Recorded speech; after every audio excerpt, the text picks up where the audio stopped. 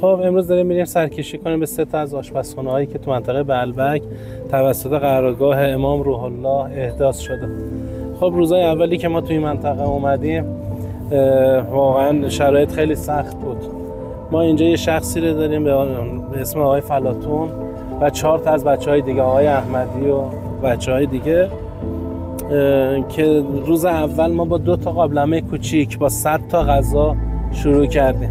یعنی برای خود بچه‌ها باورش سخت بود که یه روزی ما توی منطقه بتونیم نزدیک به 20,000 غذا بپزیم و برای نازحین توزیع کنیم. البته اینا همه عنایت خانم سید خوله است و همه بچه‌ها به این معتقدیم که واقعا همه اینا عنایت خانم بوده. این قرارگاه یک خوبی که داره چون اومده تو خود میدون جنگ قرار گرفته و از همینجا احداث شده این قرارگاه، تونسته که تو لبنان موفق باشه. یعنی رتبه اول از لحاظ نظم، از لحاظ خدمت رسانی به دست بیاره. به گفته همه بچه‌هایی که تو لبنان حضور دارن، مسئولینی که هستن، خیلی از بچه‌هایی که اینجا هستن شاید نخوان گفته بشه، بچه‌هایی هستن که واقعا از دل و جون از گذشته اومدن اینجا دارن کار میکنن. خود آقای فلاطون حالا با اون سنی که دارن، 2 تا قوزک‌های پاشون رو عمل کردن، با این شرایط اومدن و واسطادن دارن یعنی کنارش کسی نمیتونه کار کنه. 5 صبحشون میزنه بیرون تا ساعت 1-2 شب، نصف شب میاد و جالبه که هر روزم روزه میگیره، هر روزم روزه است و واقعا این 50% کار شاید بیشتر به واسطه حضور ایشونه که داره خوب جلو میره. الان غذا هم که این 3 تا آشپزخونه، یکیش بچهای مشهدن که اومدن دارن کار میکنن، 2 تا دیگه آشپزخونه خود بچهای سوریان که آموزش دیده شدن، یه ابو محموده که تو سوریه با ما بودش، اونجا ما غذا میپختیم برای نازحین لبنانی. زمانی که اینجا لبنان بمبارون بود و موشکبارون بود، لبنانیایی که پناه بردن به حرم حضرت زینب و اونجا روزانه 6,000 غذا میپختیم که این آقا محمود ما اونجا آموزش دید با 1-2 نفر دیگه. و الان به غیر از این 3 تا آشپزخونه ای که تو منطقه بعلبک هست، یه آشپزخونه تو هرمله که توسط همین بچهای خود ما داره مدیریت میشه و غذا پخته میشه. بالغ به 80% غذایی که برای نازحین سوری پخته میشه توسط همین بچه‌هایی که تو سوریه آموزش دیدن. همونجور که ما تو سوریه که بودیم، همین بچه‌ها میگفتن ما سختگیری زیاد میکردیم. 5 صبح بچه‌ها میومدن تو آشپزخونه تا ساعت 1 شب. یه روزی که بچه‌ها اعتراض کردن که آقا این سختگیری برای چیه؟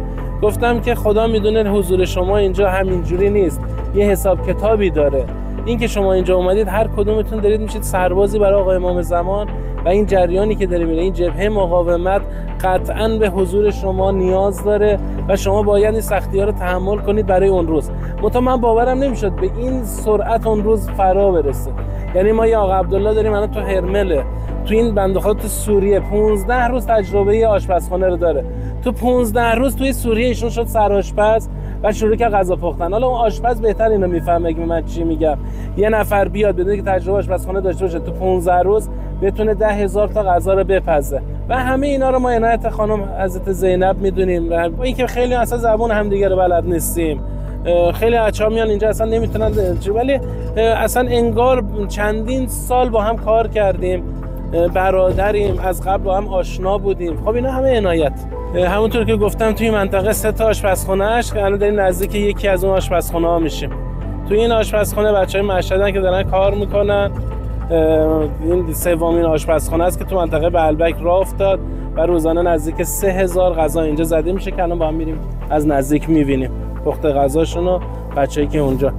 یه پیرمردی هم هست بنده خدا نزدیک 80 سال سن داره، از بچهای جبهه و جنگ هم بوده و اینجا هستش. خیلی هم جالبه که حتما ببینیم چه گزارش ازش بگیریم. خب اینجا زیرزمین یه مسجدیه که زیرزمین مسجد اومدن صحبت کردن، گرفتن برای آشپزخونه. سلام علیکم آقا. سلام علیکم. سلام باشید. سلام علیکم. سلام علیکم. به شما. خب اینم بچه‌ای که گفتم از مشهد اومدن و روزانه نزدیک به 3,000 غذا رو اینجا دارن آماده میکنن. این حاجام که تعریفشون کردم ماشاءالله نزدیک 80 سال سنشونه و پا به پای جوونا حتی خود جلوتر دارن کار میکنن. سلام علیکم. شما جواب حال شما خوبه؟ سلامتی. سلامتی. قربون شما بشم. قربونت بشم. خسته نباشید حاج عزیز. شما خسته نباشید. اینجا غذا رو خب همون سبک سوریا دمی میپزن دیگه، آبکش نمیکنن به خاطر جاشون، حالا اون جوبای آبو که نداره. و خود سوریا، خود همین نازحین سوری اکثرا اومدن برای اینکه کمک بکنن برای بسته‌بندی و اینا. خود سوریا میاد. 4-5 تا بچه‌ان که از ایران اومدن، از مشهد اومدن و بقیه هم که خود سوریان، مثل آشپزخونه‌های دیگه. منتها اینجا خب تعداد نیروی ایرانیمون بیشتر از همه آشپزخونه است. اینجا 5 نفر ایرانی هست.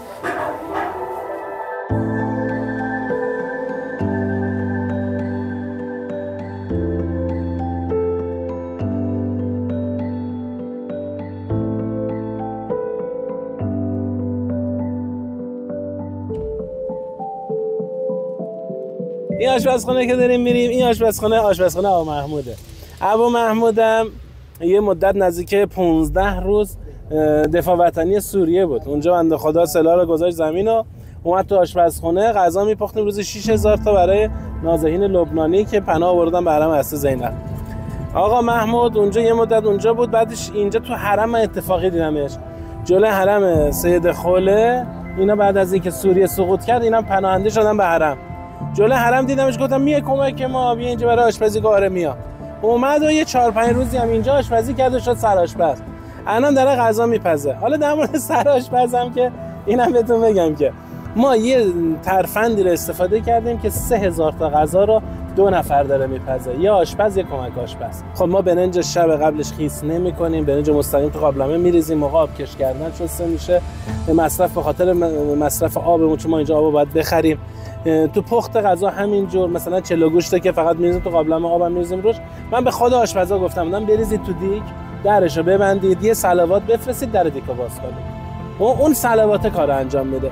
و یه چیزی هم بگم، حالا هر چی میخوان اسمشو بذارم، ما واقعا تو آشپزخونه بیشتر از همه جا من حضورشون رو احساس کردم و بچه‌هام همینجور.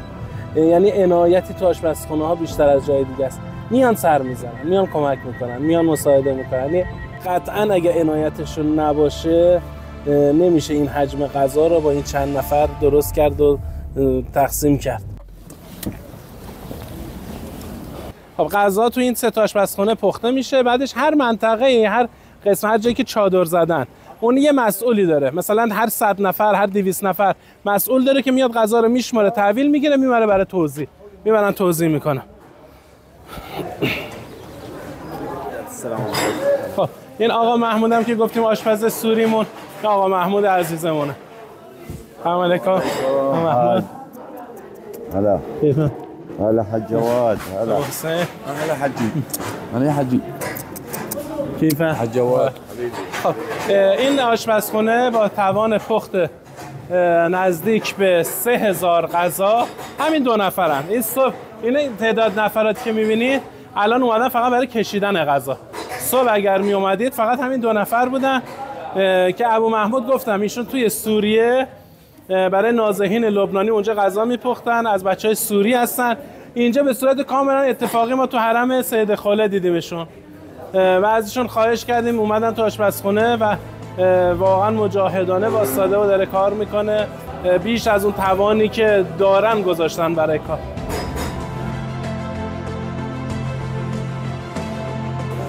اینا هم یه گروه جهادی هستن، گروه جهادی امام زمان و اومدن امروز کمک بچهای لبنانن. اگر خواستی امام خمینی رو بشناسیم باید بیام پیش بچهای لبنانی. ببینید عکس امام خمینی رو و اکثر لباساشون هست و واقعا محبت عجیبی به امام خمینی دارن. ما نسبت به امام خمینی خیلی قریب تریم تا اینا از ما به امام خمینی نزدیکترن و بهتر امام خمینی رو شناختن. کمکی که دوستان کردن تونستیم یه دونه چرخ گوش و یه دونه هم سیب زمینی پوست کن بخریم برای این آشپزخونه که انشالله برای هر 3 تا آشپزخونه رو اینجا تجهیز بکنیم و از اینجا بفرستیم براشون. یلا شوی ماله.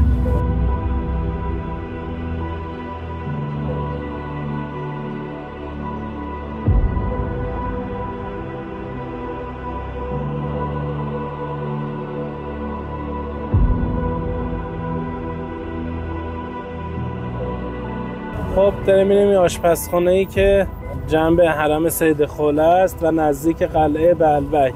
یه موکبیه که برای عراقی‌ها بوده و در اختیار ما گذاشتن و ما اونجا رو کردیمش آشپزخونه.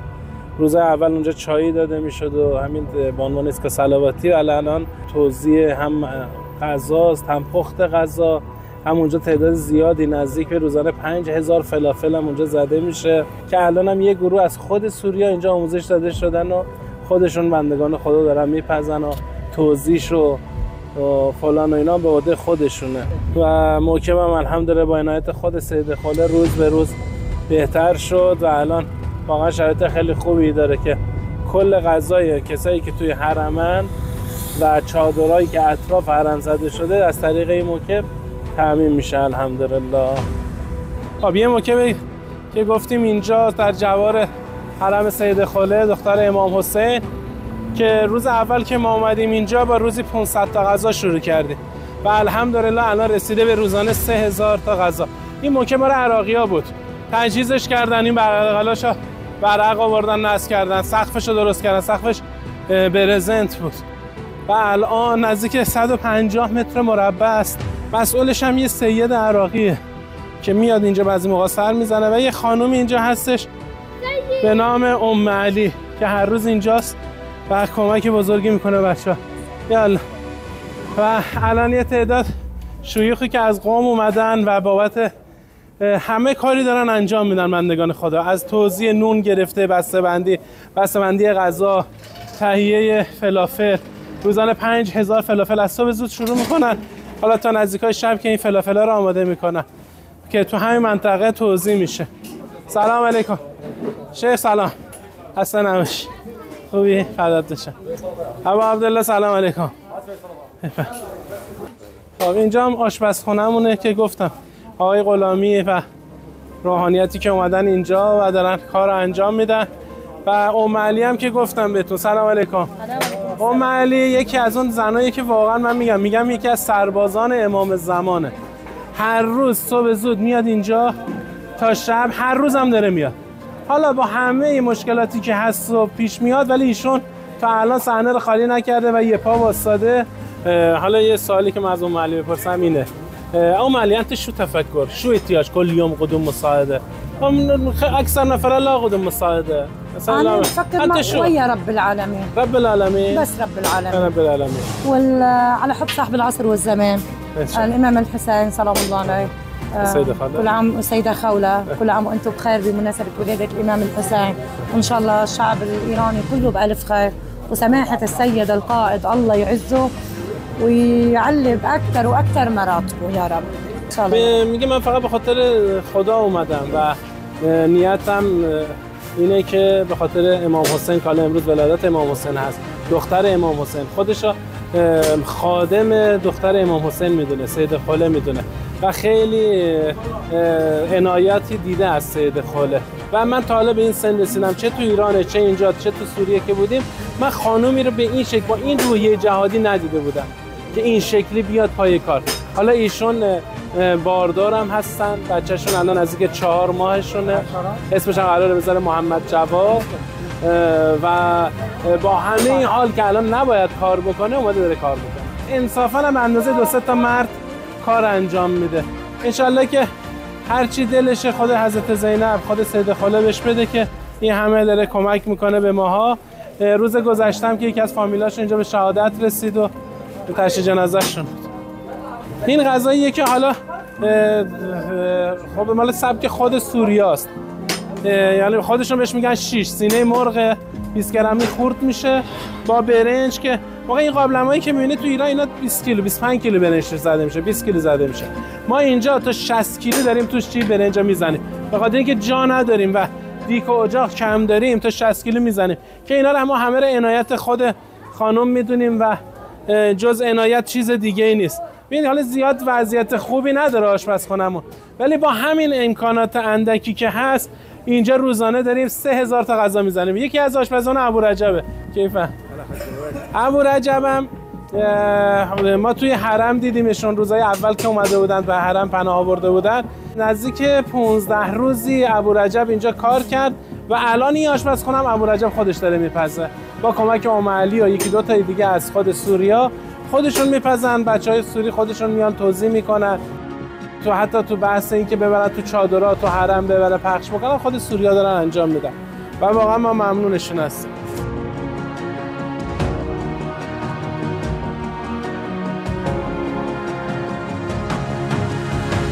خب یه چیزی که اینجا برای من خیلی عجیب بود واقعیتش اینه که روحانیتی که از قم اومدن اینجا، مخصوصا آقای غلامی. ببینید حالا من نمیخوام اینا بگم که دیگر روحانی‌ها این شکلی نیستن، اصلا نمیخوام به اون کاری داشته باشم، فقط در مورد آقای غلامی توضیح بدم که از صبح تو آشپزخونه داره زحمت میکشه، بعد از ظهر میرن انبار، بار میاد خالی میکنن، جابجا میکنن، حداقل تا ساعت 12 یک شب بعضی روزا دارن زحمت میکشن. روحانیایی که تو ماشین بودن سه چهار نفری که بودن، گفتم ما اومدیم اینجا حالا جهاد تبیین و فلان اینا، گفتم جهاد تبیین اینه که شما در کنار مردم سوریه واسید، در کنار اینا حضور داشته باشید و مردم حضور شما رو احساس کنن، خدمت شما رو احساس کنن و واقعا این بهترین جهاد تبیینه. من اینو بهتون بگم، اتاقی که اینا میخوابن اکثر اتاق خود بچه‌ها میخوابن، ما تو گازایل صرفه‌جویی میکنیم، تو حموم رفتن در حد 2 دقیقه، حتی شستن لباس، به خاطر اینکه اینجا آب باید بخریم. حالا این قدری که مردم ایران باید بدونن نعمتایی که داریم و قدر نمیدونیم و این لباس که داریم لباس پیامبره و این لباس به این شکل اینجا زیبنده است، واقعا داره زحمت میکشه. یعنی ان شاءالله اجرشون با خود سید خاله دختر امام حسین ان شاءالله اجرشو خودشون و خانواده‌شون بگیرن. خودتون آقای غلامی توضیح بده، باورت میشد بیا اینجا و بخوای به این شکل و با این لباس رو به این شکل درش بیاری یا نه؟ اینم عرض کنم تمام اون کسایی که میان اینجا زحمت میکشن، توفیق میشه، خدا عنایت داره براشون، واقعا بعضیا که واقعا مخلصانه میان خدمت میکنن، از یه جهاتی مدیون خانواده هاشونه، یه قسمت از سختی کار رو خانواده هاشون میکشن. انشالله که اگر اجری داره شامل اونها انشالله.